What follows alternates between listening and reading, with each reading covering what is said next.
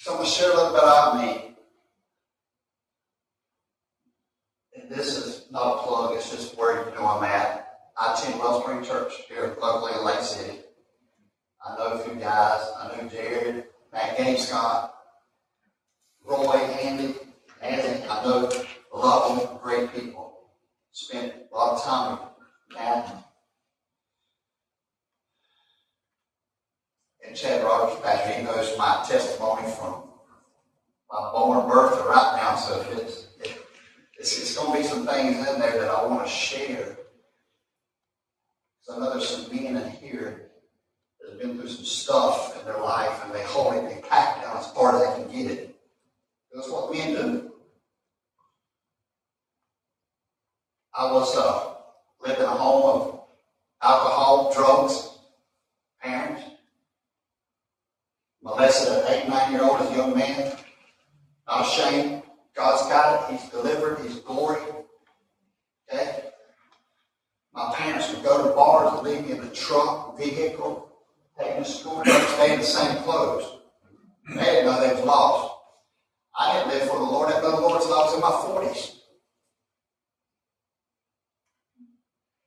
I started using drugs at 13, doing cocaine and drinking at 13, having sex at 13. Just being vulnerable here. If it's not for you, raise your hand, I'll stop. But I give God all the glory. You understand?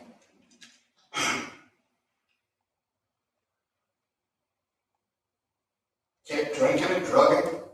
13, 14, 15, 16-year-olds in jail, locked up. Called my dad, sit there, you'll get out tomorrow. I got out the next day. Kept drinking and drugging.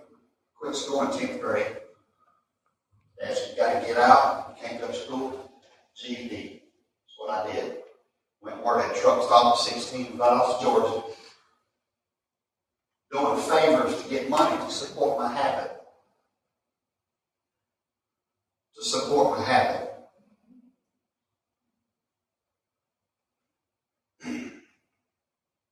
Kept doing that, working out of town, drinking. I'm going to shorten it up a little bit, sorry. Kept drinking, drugging, got took in by an aunt that helped raise me. Was in and out my grandmother's house a lot. My grandfather was a Pentecostal preacher. Never been in church. He was never there. He worked in church, you know. Just back in the 80s, you know. 90s, you know. I left home. I was done with it. I thought I knew everything. I had my life together, and I left home because of what I lived in.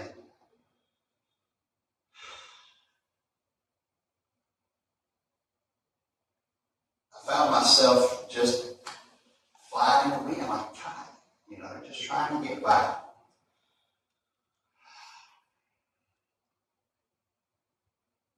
In my 20s, early 20s, I got arrested again, found myself in Lake County Jail. Drugs, drinking, working with grown men that was 40 and 50 years old, older, you know, they could just whatever, you know, they were just employees. But anyway, got locked up, got out, right back to it, you know, I got married at 25, got 2 kids, got married 13 years, still drinking drugs the whole time. I went to church, they introduced me to church, but when I left church, I go straight to the bottle. Okay? I was not living for the Lord, I was living for them. Living for them. So, that went on through that. I got a divorce, had 2 kids, and a broken home. I take the blame because of my addiction. A 5-year-old and a 10-year-old, mom and dad separated. You know, found myself living in a camper, getting my kids every other week, 9 days a month.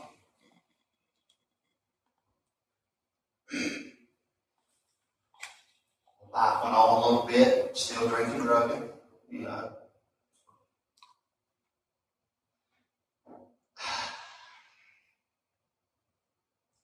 went through, kept just remarried again.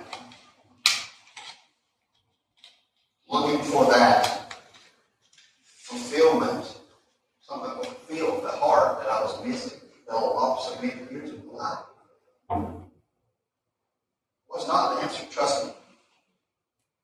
Failed marriage again. Alcohol.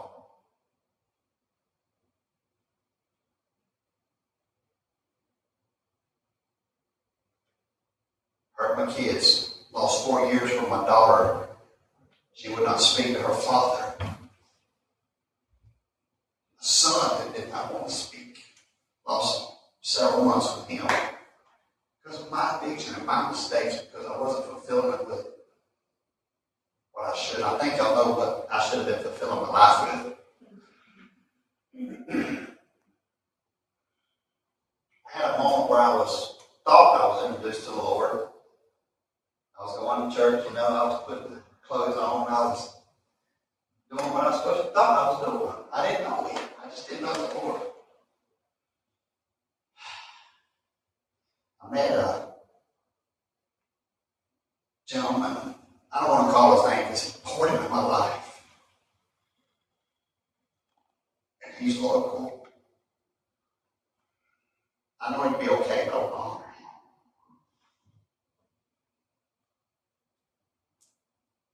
Somebody says, you should call him. I say, I ain't call him. I want to do it. I'm done. I don't want to do it. I ain't going to church. I'm done. Lord broke me down one morning, and I wound up calling him. And he said, meet me at 4:30. Be there in his office at a church. Yes, sir. I was there. He poured into me every day at 4:30 in the evening. Every day. 7 days for a solid year. This man was obedient to what God told him to do to a lost soul. So we met. He poured. He would. There's been times I've been on my face, I've been on my knees, I've been crying, I've been embarrassed, I was ashamed.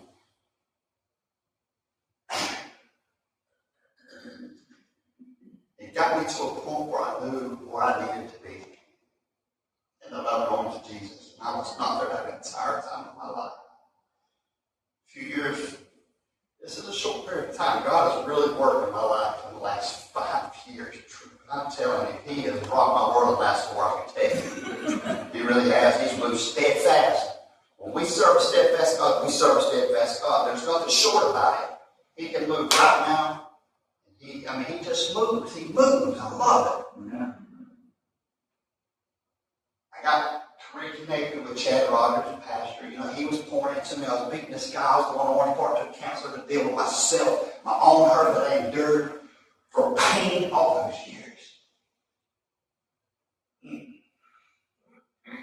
Man, when a man's standing on a shovel and dig and keep digging up stuff, but you got to dig it up. You got to get it out. You got to flow it out so God can fill it up and His refreshing come out. Not mine and not sin. God's refreshing. So, I just have been under a great, I had 3 men. Man, I had 3 men pouring into my life, and I was, woo! But it was good. I met this wonderful lady. We've been married 2 years now. We've been dating. We've been together for 3. We dated a year. Been married for 2. If I'm wrong, I'm sorry about that. I'm right. I didn't fully give myself to the Lord until 5 years ago. To be honest, I thought I did, but I didn't. And when I got on fire for Him and I chased after Him, it's just powerful. I'll be honest with you. I can't stand up and quote Scripture, but I can tell you my heart and what God's done in my life. And where He's moved me to where He had me and where He's taken me. And I want to be a man on fire for Jesus. I want to serve Him. I want to impact people's life like this. There's men that's out there 60, 70 years old, don't know the Lord, and we can still be impactful. Every one of us in this room, men and women. Men and women. I love the Lord. I love what He's doing in my life. from each and every one I've heard from in here. I know there's other people in here that just won't say, I know there's work being done. I feel like the sense of the presence of the room. He's working in your life, I promise you. He's moving in mighty ways. He already has. It's not for embarrassment. It's my heart, what I feel, and I'm sorry. I don't want to be sorry for what I feel, but God's telling me.